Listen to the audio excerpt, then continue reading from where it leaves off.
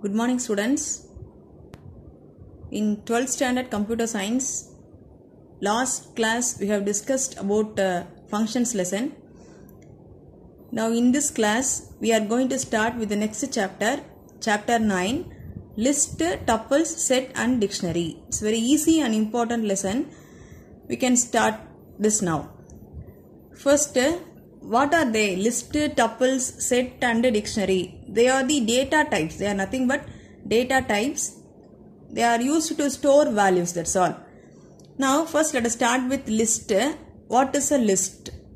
List is a sequence data type. List is a sequence data type. It's nothing but it can store many number of elements enclosed within square bracket separated by comma. List is nothing but a number of elements. It contains number of elements separated by comma enclosed within square bracket. That's all. Now it is an ordered collection of values enclosed within square brackets. That's all. Next, each value of a list is called as element. Each value is called as element. It can be any type, like it may be a number, or it may be a character, or it may be a string, like that. Next, lists are mutable. Mutable means what? Editable. We can change the data in a list. Change the value in a list. That is possible. That's all. So this is an introduction to list. List is a sequence data type. It is one of the data type.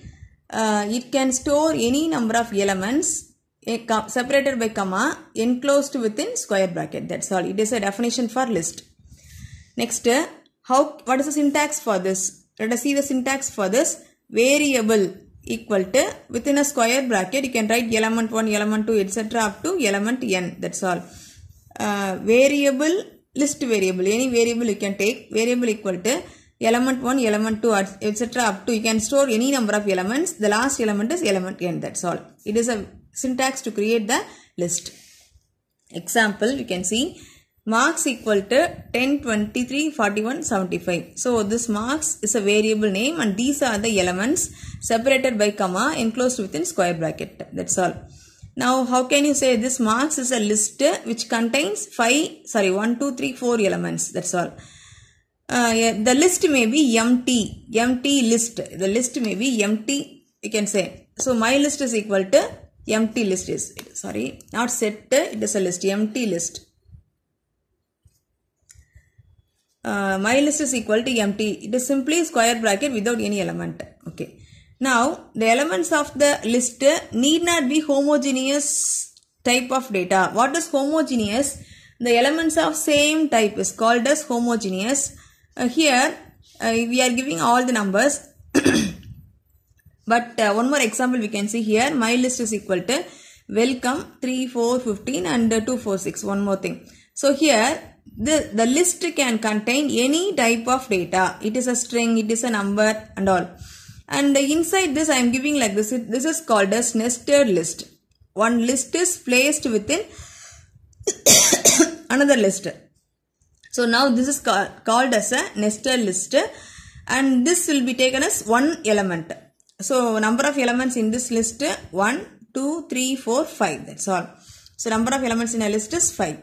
So a list may contain any type of data, any type of value. That's all. Nested list can be taken as one element. That's all. Next, what is nested list? A list contains another list inside as an element. This is called as nested list. For example, you see one more example. A is equal to 1, 2, 3, 4, 5, 6. This is called as nested list. When you count the number of elements, this will be taken as 1. 1, 2, 3 and 4. Number of elements equal to 4. That's all. Next.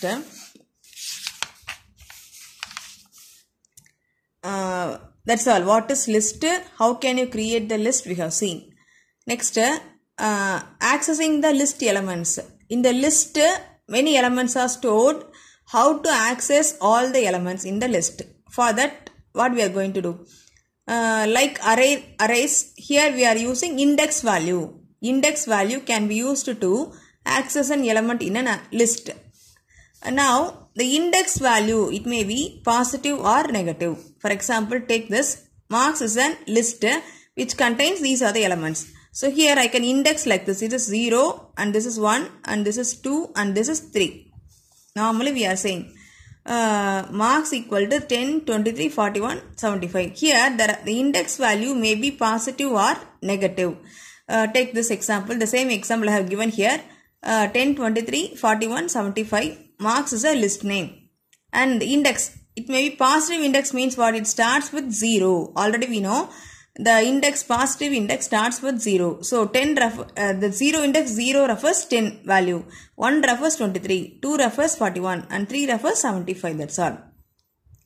And suppose I am giving negative index. Negative index you can start from right side. This is -1. This is -2. This is -3. And this is -4. The negative index starts from -1 only, not 0, -1, -2, -3, -4. So when you start here, 75 -1, -2, -3, -4. This is called as negative index. Positive index you can go from left to right. Negative index from right to left. Positive index starts with 0. Negative index starts with -1. That's all. Next, how can you access an element? One more way we can see. Through the index, here we have seen how to access all the elements. How to index the value we have seen. Here how you are going to access an element. You know very well the syntax for list is list variable is equal to element 1, element 2, element 3, etc. up to element n. Now suppose I am going to access a first element. You can take the index. Using the index value, we can access the element in a list. So print list variable. It's nothing but variable name, index of an element. So list variable name, index.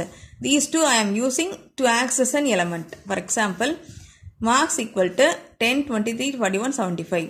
It is a list which contains 1, 2, 3, 4 elements. Suppose I want to access, as usual you can start indexing 0, 1, 2, 3.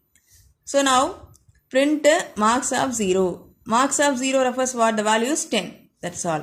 So now this is what, how can you access an element in a list. Next, accessing elements in reverse order. How can you access elements in reverse order? The same way, marks is equal to elements we have given within a square bracket. Print marks of -1. -1 refers negative index 75. That's all. Similarly, print marks of -4 I am giving. So this is -1, -2, -3, -4. Answer is what? 10. That's all. This is what, how can you access an element in a list? That's all. Next, negative index. What do you mean by negative index? We are starting from -1 to -4. That is -1, -2 and so on. This is called as negative index. It is used to access elements in reverse order. In a reverse order, we can access the element. For example, first we can see how to access all the elements normally. Then using reverse index, how can you access? First we can see about normal method. Marks is equal to 10, 23, 41, 75. I is equal to 0. While I less than 4, print marks of I plus 1 equal to I plus 1. It is a program I have given. Here I am going to access all the 4 elements. How it is? You can see. First manual calculation. First you can start I is equal to 0. So first it comes to the condition 0 less than 4. Condition true. Print marks of I. I refers 0. So marks of 0, what value can be printed? 10. By default, elements value printed separately. Next I gets a value 1. After this, once again it goes to the condition. 1 less than 4. Condition true. Print names of 1. 23 will be printed. Next, again I gets a value 2. It will enter into the loop. 2 less than 4. Print marks of 2. 41 will be printed. Next, I value 3. 3 less than 4. Print marks of 3. 75 will be printed. So, next, I is equal to 4. Now condition becomes false. That's all. So, the output for this is what? 10, 23, 41, 75. That's all. 10, 23, 41, 75. That's all. So, students, in this class, we have seen what is a list and how can you create the list. How can you access the elements in the list. Next, we will continue in next class. Thank you.